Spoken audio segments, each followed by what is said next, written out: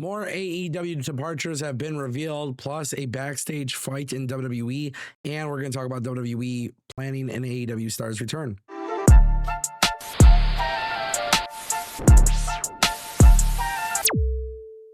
Welcome back to the Ango Show. We're going to kick things off with Jade Cargill. This was a very interesting story, and this has been delayed months and months ago. I honestly, this is super strange. But for those who don't know, Dave Meltzer has reported that there was a confrontation that took place a few months ago before Jade Cargill's injury that involved Jade Cargill and Shayna Baszler. Dave Meltzer says a half dozen people confirmed that it happened. However, nobody went into details past Cargill had rubbed enough people in the Raw women's division the wrong way, and Baszler was wanting to fight her until management found down and calmed the situation down. It was said the time frame happened when they were doing Baszler and Zoe Stark versus Bianca Belair and Jade Cargill matches. Dave Meltzer went on to write, I don't know what in particular happened other than it wasn't just one thing, and the belief is that some of it stemmed from inside the ring in those matches, and some didn't. Although one woman star stated they believe the tension with the SmackDown side was worse than the Raw side. Obviously, this is very interesting, and with these kinds of stories, I always tell you guys when it comes to backstage drama, whether it's CM Punk and the Elite and Jack Perry, now even with this, take everything with a grain of salt. There's always three sides to every story, right? There's this story, there's going to be Shayna's version of the story, there's going to be Jade's version of the story. The truth is always somewhere in the middle, right? But in a situation like this, you never want to hear of stories like this. You never want to hear of backstage problems like this, right? It doesn't matter what company you watch. It doesn't matter if it's WWE or AEW. It doesn't matter if it's CM Punk and the Elite. It doesn't matter if it's Jade Cargill and Shayna Baszler. You simply don't want these kinds of things happening backstage. Whatever happened, right? Whatever it may be, it is what it is. But ultimately, everybody should have the same goal. Go to work, make money, be successful, and that's that, right? Sometimes you're going to go to work and not enjoy your coworkers, but I always say just be the bigger person, get through your workday, clock out, and get paid, right? Like that's just kind of how I view things.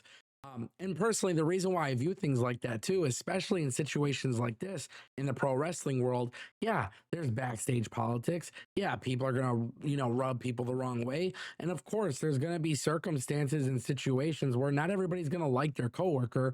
But at the end of the day, you don't want it to become an issue and you don't want it to become problematic. You don't want it to get to the point where people are losing their jobs because of it. You don't want to get to the point where you're losing your job because of it. So my belief has always been the same. It doesn't matter if you go back and watch the CM Punk stuff with AEW or pretty much anytime there's a backstage issue. I always tell you guys that the truth is somewhere in the middle and it's best to just move forward. And it's also really important not to have these issues develop into bigger issues. And that's really a big thing. WWE is reportedly planning Rey Fenix's debut. They are prepped and ready for his arrival. We know that he's gone from AEW. We knew for a while that Rey Fenix was going to WWE, but now there are some very interesting updates. Fightful's Sean Ross Sapp has reported that when asked about Fenix's status within WWE, he was told that they are expected to have his medicals done very soon. It was also added that merchandise has been brainstormed for him, and if he wasn't already signed, it is coming soon. So that obviously guarantees that Rey Fenix is going to WWE. Again, that's not really a secret. I think we all kind of knew that he was going to WWE. However, what I think this actually tells me is that WWE may very well be keeping Rey Fenix as a singles guy. And I think that part of the story is something that's not being talked about a lot. We talk about this often on the Ango Show live, on the live streams. Hey, Rey Fenix should go in as a singles guy. The United States title picture on SmackDown needs a little bit of help. Penta is doing some really good stuff on WWE Raw as a singles competitor. If you are going to put them as a tag team, I think you just got to wait a little bit. Do it in a couple months or maybe in a year from now. Let them reunite at a different time. Penta is finding success as a singles guy. Rey Fenix will also find success as a singles guy. To me, this is just a no-brainer. But I think when you hear this report that they are brainstorming merchandise for him, that specifically tells me the idea of the Lucha Bros being together is an idea that they're not necessarily running with right away. And that's actually really cool. For me, I think I support that a little bit more than them tag teaming right away because, again, SmackDown has a huge issue with their mid card. Rey Fenix could go in there, he could kind of build his own presence and his own value on his own, and WWE can see what happens there. And then obviously they're experimenting and doing stuff with Penta. And then if they both find singles success, that's amazing. But in the event that they can't find singles success or whatever it may be, or they need more tag teams or whatever the issue may be, you can always reunite the Lucha Bros later. And my final point that I want to make about Rey Fenix, he is incredibly talented.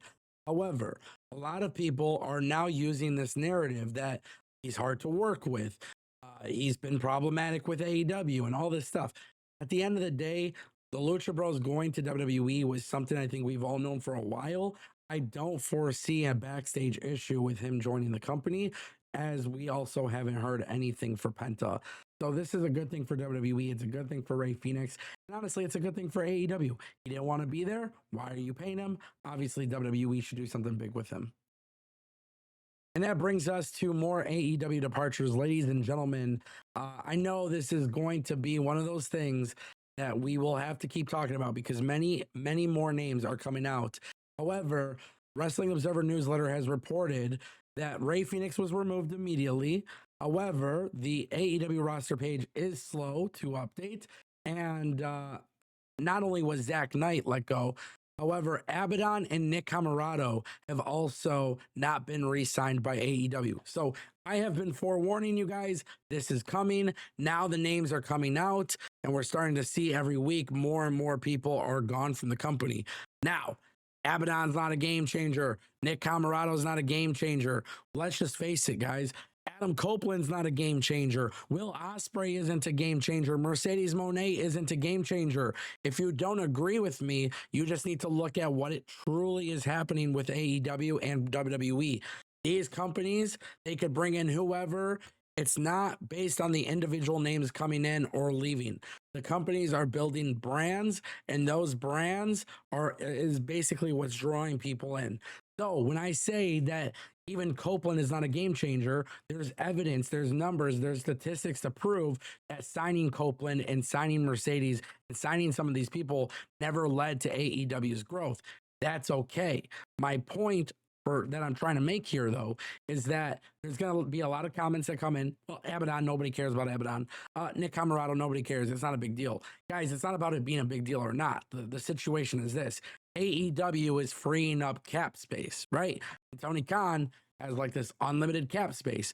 But no, they are trimming the fat. And really what is happening here is people are going to be leaving. We're going to keep making more videos as more names get revealed.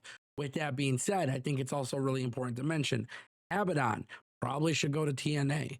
Nick Camarado, we'll see what happens. But these are people that have been with the company for a very long time, and they're not being re-signed. None of these people have been put in prominent positions within the company. I think that's very telling. Ladies and gentlemen, that's the Ango Show.